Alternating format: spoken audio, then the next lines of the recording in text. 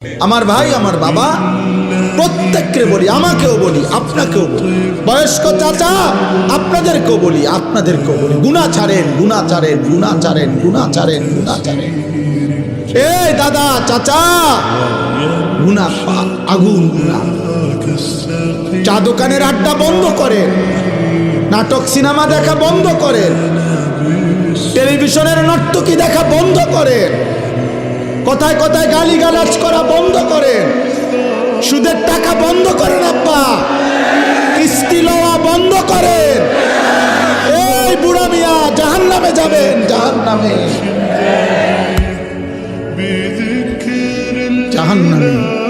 কিস্তি আপনারে জাহান্নামে নেবে, সুদ আপনারে জাহান্নামে নেবে, বিড়ি আপনারে জাহান্নামে নেবে, চা দোকানের টেলিভিশনের আড্ডা, নর্তকীর নাচ দেখা আপনারে নর্তকী নাচতে নাচতে জাহান্নামে ফেলবে,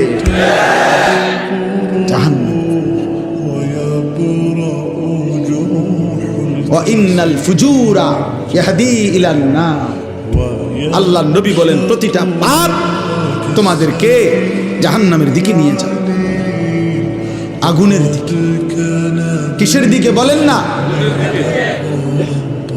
কোরআন শরীফে আছে, আল্লাহ তাআলা কোরআনুল কারীমের একটা সূরার মধ্যে 11 বার একটা কথা বলছেন, ওয়াইলুন ইয়াউমাইদিল লিল মুকাদ্দিবিন।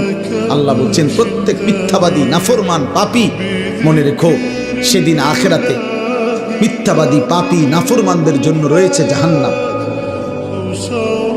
এই কথাটা এক সূরাতে আল্লাহ 11 বার বলার পর কথা শেষ করছে, শেষ কথাটা আল্লাহ তাআলা বলছে ফাবিআইয়ি হাদিসিন বা'দাহু ইউমিনুন।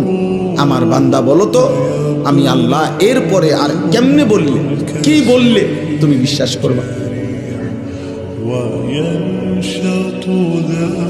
আল্লাহ নিজে বলছে ফাবিআইয়ি হাদিস, এরপরে আমি কি বলতাম, এরপরে বান্দা আমি আর কিভাবে বলতাম?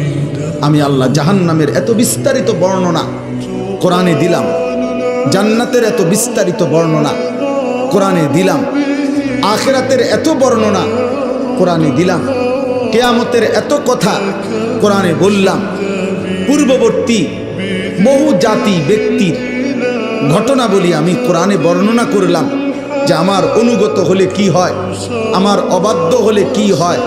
ফেরাউনের কথাও আমি কোরআনে উল্লেখ করছি, ইউসুফ আলাইহিস সালামের কথাও আমি কোরআনে উল্লেখ করছি।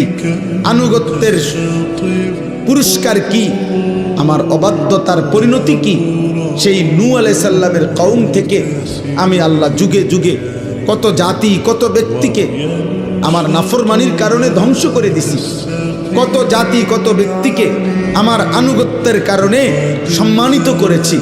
এগুলো আমি কোরআনে বলেছি।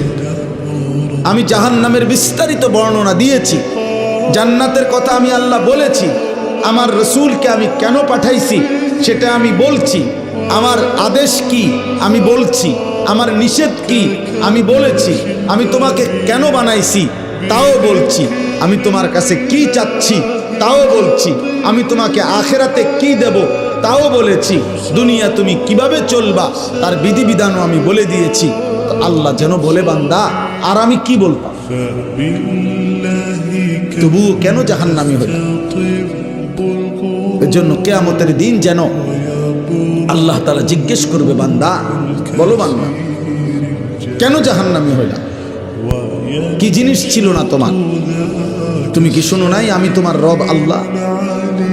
তুমি কি শুনো নাই তোমার নবী মুহাম্মদুর রাসূলুল্লাহ সাল্লাল্লাহু আলাইহি ওয়াসাল্লাম? তুমি কি শুনো নাই তোমার কিতাব কোরআন? তুমি কি শুনো নাই তোমার ধর্ম ইসলাম? তাহলে তুমি একবারও ভাবলে না কেন, একবারও চিন্তা করলে না কেন? প্রিয় ভাই, প্রিয় ছেলেরা, তোমরা ছোট না, 14 বছর 16 বছর বাবা ছোট না।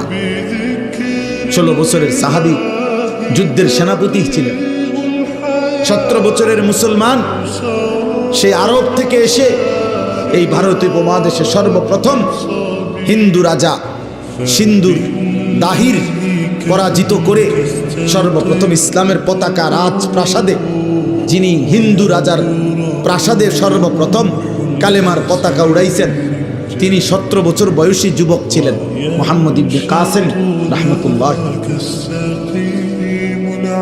গোটা আফ্রিকা যিনি বিজয় করেছেন তিনি 22 বছরের যুবক ছিলেন, উকবা ইবনে নাফি রাদিয়াল্লাহু তাআলা। তোমরা ছোট না, তোমরা ভাবতেছো তোমরা এখনো বাচ্চা না, বা বাচ্চা না, বাচ্চা হলে এত দুষ্টামি এত গুনাহ। তুমি যদি ছোটই হও, 16 বছর বয়সেও ছোটই হও, এত নারী দেখো কেন বাপ? ছোট মানুষ এত উলঙ্গ ছবি দেখে, ছোট মানুষ এত নর্তকী দেখে, ছোট মানুষ এত নাচ গান দেখে। তুমি তো অসভ্য। এত কম বয়সে যে এত বেশি মোবাইলে নারী ছবি অস্থির দৃশ্য দেখো, তুমি তো লম্পট, চরিত্রহীন, তুমি তো অসভ্য, তুমি তো বেহায়া, নির্লজ্জ। তুমি যাকে দেখো মোবাইলে ছবি, সে তোমার মা না ফরমান? বলো একটা ছেলে, বলো তোমার মাকে দেখো। যদি মানুষের বাচ্চা হও, রক্তে যদি মানুষের রক্ত হয়, তো তুমি কল্পনা করো তো যে তোর মাকে এরকম দেখুক কেউ, তোর মাকে উলঙ্গ দেখুক কেউ, তোর বোনকে উলঙ্গ দেখুক, তোর মেয়েকে কেউ বিবস্ত্র দেখুক বেটা, তোর ফুফুকে দেখুক, তোর খালাকে দেখুক। তাহলে তুমি যাকে দেখছো সে কি কারো মা না? সে কি কারো বোন না? সে কারো মেয়ে না? সে কারো ফুফু না? সে কারো খালা না? এই জন্য মনে রাখো বাবা, আজকে তোমাদেরকে তোমাদের অভিভাবকরা মনে করছে তোমরা ছোট, আর সেই সুযোগে শয়তান তোমাদেরকে দিয়ে সমস্ত নষ্টামি করায় ফেলছে।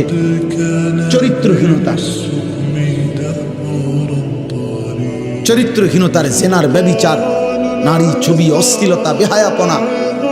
গত 2 দিন আগে পত্রিকা আসছে বাংলাদেশে গত 1 বছরে, গত 10 বছরের চাইতে বেশি, আমি নিজে পড়ছি রিপোর্ট, এইডস আক্রান্ত, মানে যৌন রোগে আক্রান্ত মারাত্মক যেটা মহামারী, HIV আক্রান্ত রোগীর সংখ্যা গত 10 বছরের চাইতে গত 1 বছরে বেড়ে গেছে। এবং উনি লিখছেন যে এর একটি বড় অংশ, রিপোর্টার লিখছেন, বিভিন্ন হসপিটালের জরিপ হিসাব করছেন, এই হসপিটালে চিকিৎসাধীন কয়জন, এর মধ্যে উনি লিখছেন বড় অংশ কিশোর, যুবক না, কিশোর। কিশোর মানে সর্বোচ্চ 13, 14, 15 বছরের ছেলেদেরকে বলে, যারা এই পরিমাণ অসভ্যতা করছে যে পৌঁছে গেছে এখন মহামারীতে, এইডস আক্রান্ত। দোস্ত, একদিন ঘুম ভাঙবে, একদিন তুমি জাগবে। পৃথিবী তোমার অপেক্ষায় বসে থাকবে না। তোমার দাদা তোমার সাথে মরবে না, তোমার আগে মরে যাবে। তোমার আব্বা তোমার সাথে মরবে না। ওই যে দেখেন, ওই বেয়াদব দেখেন, ওই 2 বেয়াদব চুরি করে, মানে এত এমন গাদ্দার, যে গাদ্দারের কথা হইল আমি শুনবো না। তোমার মতো হুজুর না, তোমার আব্বা বললেও আমি শুনবো, আমি ছবি উঠাবো। আরে বেয়াদব, উঠে গেলে ভালো। এত রাত হয়েছে, ঘুমায় যাও বাবা, অথবা গিয়ে বাইরে অন্য ছবি দেখো।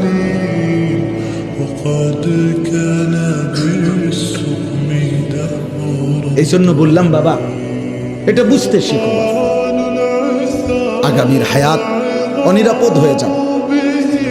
লাম তাজহারিল ফাহিশাতু ফি কওমিন হাত্তা ইউলিনু বিহা ইল্লা ফাশা ফীহিমুত তাউন ওয়াল আওজা আল্লাতী লাম তাকুন মাদাত ফি আসলাফিহিম আল্লাযীনা মাদাউ। নবী সাল্লাল্লাহু আলাইহি ওয়াসাল্লাম বলেন, কোন সম্প্রদায়ের মধ্যে যদি জিনা, ব্যভিচার, নারী পুরুষ ছেলে মেয়ের অবাধ মেলামেশা বেড়ে যায়, খোদার কসম নবী বলছেন, এটা যদি একদম খোলামেলা হয়ে যায়, ব্যাপক হয়ে যায়, আল্লাহর নবী বলেন নিশ্চিত সেই সমাজে মহামারী আসবে, তাউন, এবং এমন রোগ ব্যাধি আসবে যা তোমাদের পূর্ববর্তীদের মধ্যে ছিল না। প্রিয় ভাই, তোমাকে তো বাঁচতে হবে। আমি যে চিৎকার করি দোস্ত, আরে ছেলে, তুমি তো বাঁচতে হবে আব্বা।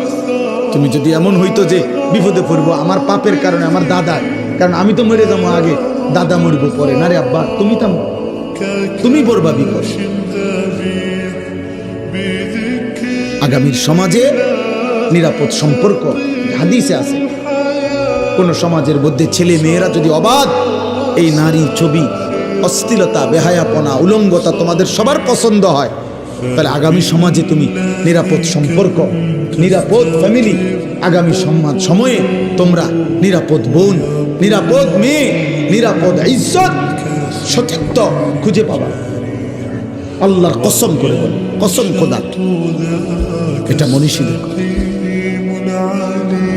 তুমি যেমন নষ্ট, যে তোমার বিবাহের সম্পর্কে আসবে, তো একদিন পরে হোক আর 6 মাস পরে হোক, তুমি টের পাইবা সেও দুশ্চরিত্র। সেদিন আফসুস করতে হবে না। ঠিক বলে চিৎকারের দরকার নাই বাপ, তুমি বুঝো। আমি ব্যাপক সমর্থন চাই না, আমি আখিরাত চাই, আখিরাত চাই। আমি বললাম না, এটা কিতাবে স্পষ্ট আছে। আপনারা যারা বাবারা আছেন, আপনারা খুব বেশি খামখেয়ালি করতেছেন, খুব বেশি। আপনাদের ছেলেরা, এগুলো আপনাদের ছেলে, এই ছেলেগুলো এখানে যারা এখন বসছে, আসছে, এরা নর্থ বেঙ্গল থেকে আসে না, পার্বত্য চট্টগ্রাম থেকে আসে না, খুলনা বরিশাল থেকে আসে না, এরা রংপুর বিভাগ থেকে আসে না, এরা এখানকার আশেপাশে সর্বোচ্চ 10 কিলোমিটার 20 কিলোমিটার জায়গার ছেলে।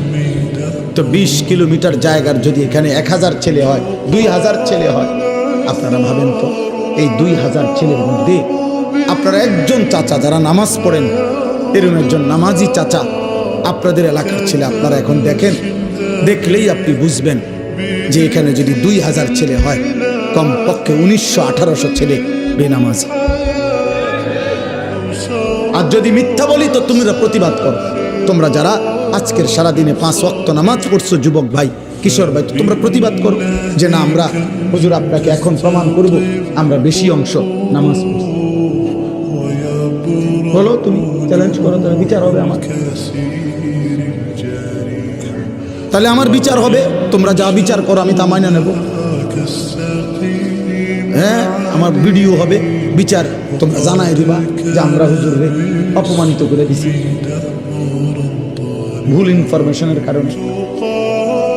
তাহলে একটি 92 থেকে 95% সংখ্যাগরিষ্ঠ মুসলিম দেশে, যেখানে চারিদিকে মসজিদ, মাদ্রাসা, প্রতি ওয়াক্তের নামাজের আজান মাইকে হয়, হিন্দুস্তানের এমন অসংখ্য প্রদেশে, ইন্ডিয়ার মুসলমানের ওইখানের হিসাবে সংখ্যালঘু যদিও, আমাদের এখানের হিসাবে বেশি।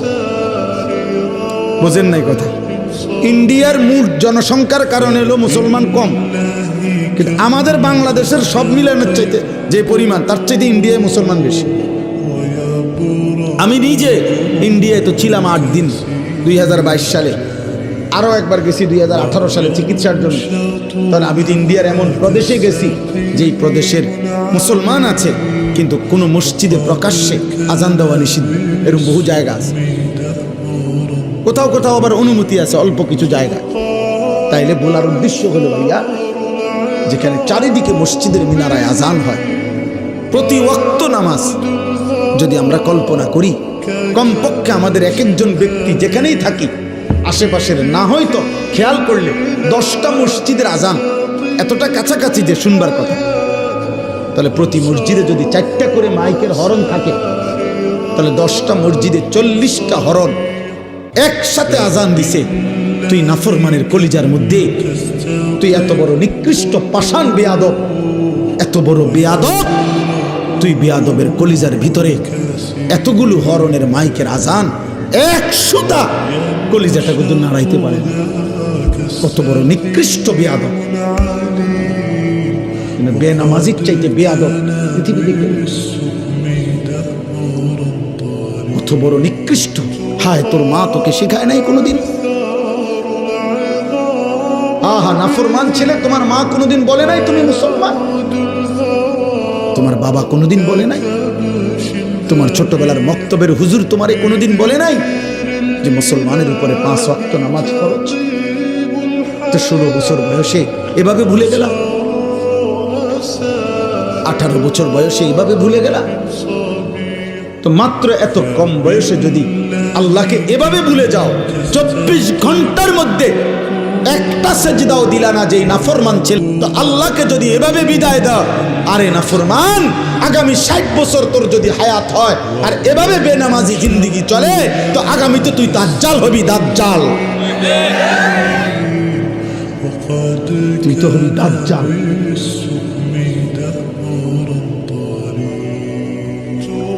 কত নারী দেখবি বেটা, কত উলঙ্গ ছবি দেখবি। একদিন কোমরের ক্ষমতা আর লজ্জাস্থানের ক্ষমতা নষ্ট হয়ে, যৌবনের সক্ষমতা নষ্ট হয়ে, তখন পথে পথে ঘুরবা আর রাতের আধারে একাকী কাঁদবা, আর ঘর আর সংসার জাহান্নামের টুকরা হয়ে ধাউ ধাউ জ্বলবে। আমি বললাম, আমার নাম মনে রাখো। আলহামদুলিল্লাহ, আমি এই বিষয়ে কিশোর যুবকদের যাবতীয় বিষয় নিয়ে আমার জিন্দিগির 24 ঘন্টার মেইন সাধনা, আমি এই নিয়েই পড়ি সারাদিন, সারা পৃথিবীর খোঁজ খবর, রিপোর্ট, এগুলো জানতে চেষ্টা করি।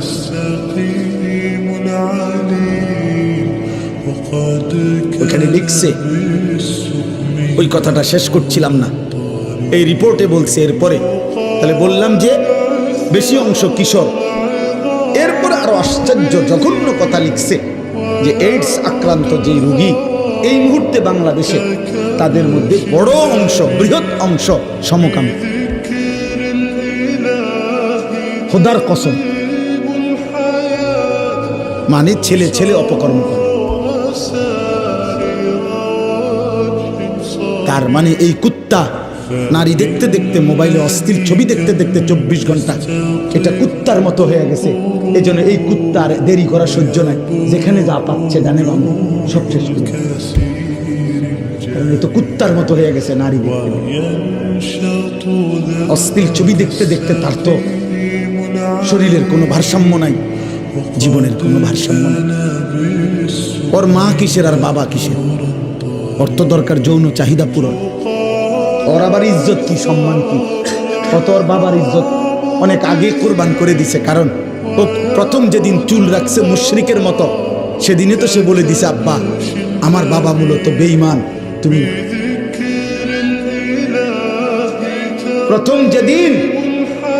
যেদিন 5 ওয়াক্ত নামাজ একদিন পুরা ছেড়ে দিছে, সেদিনও তাই নাফরমান তার মাকে বলে দিছে, মা আমি মুসলমানের সন্তান না, মা আমি তোমাকে ত্যাগ করলাম। না তো মুসলমানের বাচ্চা কেমনে বেনামাজি? মুসলমানের রক্তে কেমনে এক বেলা নামাজ না পড়ে একটা সেজদাও দিবে না? এত বড় জানোয়ার মুসলমানের ঘরে গেলে ঘুমায় কেমনে? বলো মিয়া, এটা মেনে নেই কেমনে? এই কলিজায় মানি কেমনে? যদি কোনো দুনিয়ার মানুষও যদি বলে, বেটা আজকের 24টা ঘন্টা তোদের ভাত মাছ, তোদের ঘর সংসারের জন্য আমি সারাটা সময় শেষ করলাম, আর বিনিময়ে তুই আমার প্রতি একটা কৃতজ্ঞতাটা থ্যাংক ইউ দিলি না, তুই মানুষের বাচ্চা নি রে। দুনিয়ার মানুষ বলবে না এরকম? আমি যদি ওনার জন্য আজকের 24টা ঘন্টা আমি ওনার লেগে মনে করেন পরিশ্রম করলাম, বিনিময়ে ওনার মুখে আমি হাসি ফুটাই দিলাম, আর এই নাফরমান লোকটা যদি আমার উপকার থেকে উপকৃত হয়ে আরেক দিকে ফিরে যায়গা, আমার কলজাটার মধ্যে মানব নি এটা, যে কিরে তুই মানুষের বাচ্চা নি, তুই লাগে আমি 24টা ঘন্টা এত কষ্ট করলাম, তুই কি তারে করলি? তুই তো আমার একটা হাসি মুখে বিদায়ও দিলি না, ভদ্রতাও দেখাইলি না। মহান আল্লাহ পাক 24 ঘন্টা পরে যেন বলে, এই নাফরমান বান্দা, আজকের এই 24টা ঘন্টায় এত বড় আসমান জমিন, চন্দ্র সূর্য, আলো বাতাস, রোদ বৃষ্টি, খাদ্য খাবার, চোখ নাক কান নিঃশ্বাস, হৃদয়ের স্পন্দন আমি দিয়ে তোকে আমি এত 24টা ঘন্টা লালন পালন করলাম, তোরে আমি আদর করলাম, আমি রব, আমি মালিক, তুই আমারে একটা সেজদা দিলি না? তুই মানুষের বাচ্চা। এজন্য যদি মুসলমান মায়ের ঘরে জন্ম নাও, তো এখন আর রাতে গিয়ে ঘুমায়ও না, আজকের রাতে সেজদা দাও। যদি মায়ের পবিত্র রক্ত, পবিত্র দুধ পান করে থাকো, বুঝছো মিয়া? জীবন জানোয়ারেরও পার, রাত কুত্তারও ভোর হয়, রাত শুকুরেরও ভোর হয়, দিন কুত্তারও সন্ধ্যা হয়, সারাদিনের খাবারের চাহিদা জানোয়ারেরও পূরণ হয়, ঘুমের চাহিদা জানোয়ারেরও পূরণ হয়, থাকার ব্যবস্থাপনা কুত্তাও কোনো জায়গায় বারান্দার মধ্যে রাস্তার কোনো কিনারায় শুয়েই থাকে, একখানে না একখানে পার হয়ে যায়। জীবন একভাবে না একভাবে পার হয়েই যায় আব্বা, আখেরাত পার হবে না বাপ, আখেরাত পার হবে না আব্বা। অস্থিরতার কারণে আমরা বললাম, কষ্ট পাইবা, হাসলে কিংবা কাঁদলে, সুখে কিংবা দুঃখে মৃত্যু হয়ে যাব, মরেই যাব আমরা, আজ কিংবা কাল। নাম ঘোষণা হবেই, মাইকে এলান হবেই, আজ সে মরল, আগামীকাল আমি মরলাম।